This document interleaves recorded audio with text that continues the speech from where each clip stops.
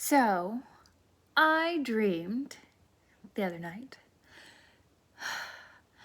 that myself, my sister, and my friend Emily went to a store of some kind, and the parking lot was full of cars. And I mean full, like topped off, could not fit a single additional vehicle.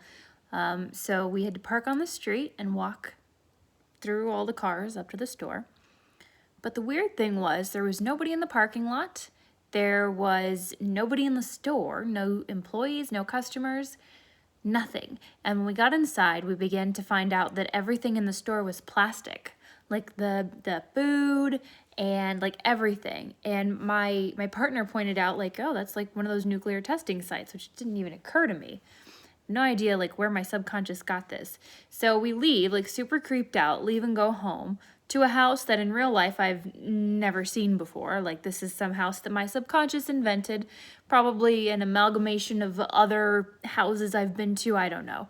But we get there and myself and Remy and Emily are hanging out at the house and just trying to chill and be cool, and we hear a knock at the door. I realize I don't know where Remy's at. Maybe she's locked outside somewhere. Not sure. One sec. So, Emily and I go to the door and she looks out the peephole and she's like, I can't see who it is. And I'm like, well, then they're just gonna have to be outside. I don't know. They're not saying anything. We're like, who's there? And it's quiet. She's like, no, I'm gonna open the door. I'm gonna open the door and look. And I'm like, no, don't do that. Like, that's how people get into your house. She's like, no, I'll just crack it open. She like opens the door and then walks outside. And I'm like, Emily, and I pulled the door open to follow her and she's gone. So there's no one at the door. Don't know where my sister is now. My friend has just vanished into thin air. Super creepy. And I kind of walk outside and I'm looking for her, calling her name, and she's not answering. And I was trying to turn on the porch light and I was flipping switches and I toggled every light except for the porch light because I wanted to be able to see out the peephole if someone came to the door again. And nothing ever came of that. And so I just shut and locked the door and I was like, well, I guess if she comes back, then she comes back. Like, I was not nearly as panicked about it as I should be. I was a little stressed out, but I wasn't like freaking out like I probably would be in real life.